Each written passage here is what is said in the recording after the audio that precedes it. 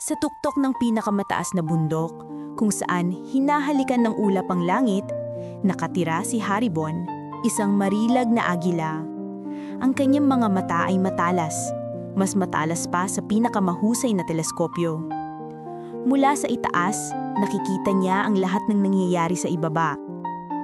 Isang araw habang siya ay lumilipad, napansin ni Haribon ang isang maliit na kuneho na nawawala sa kanyang pamilya. Ang kuneho ay natatakot at hindi alam kung saan pupunta. Mabilis na bumaba si Haribon, hindi upang takutin ng kuneho, kundi upang gabayab ito. Sa pamamagitan ng kanyang malalaking pakpak, ipinahiwatig niya ang daan pabalik sa tahanan ng kuneho.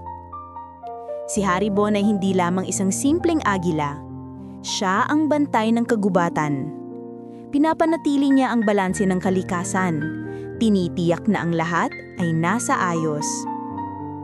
Ang iba pang mga hayop sa kagubatan, mula sa maliliit na ibon hanggang sa malalaking usa, ay iginagalang si Haribon. Alam nila na siya ay laging naroon upang tumulong at protektahan. Ngunit isang araw, may kakaibang nangyari. Isang bahagi ng ilog ang nagsimulang matuyo at ang mga isda ay nahihirapan. Mula sa itaas, nakita ni Haribon ng problema. Alam niya na kung matutuyo ang ilog, maraming hayop ang maaapektuhan. Agad siyang lumipad patungo sa isang batang nagngangalang Ira, na kilala sa kanyang pagmamahal sa kalikasan. Ipinakita ni Haribon kay Ira ang natutuyong ilog. Naunawaan ni Ira ang mensahe ni Haribon.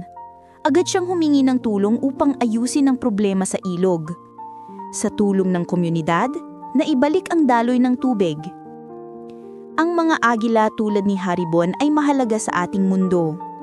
Sila ang ating mga bantay sa kalikasan, kaya dapat natin silang protektahan at ang kanilang tirahan upang patuloy silang makatulong sa pagpapanatili ng ganda ng ating planeta.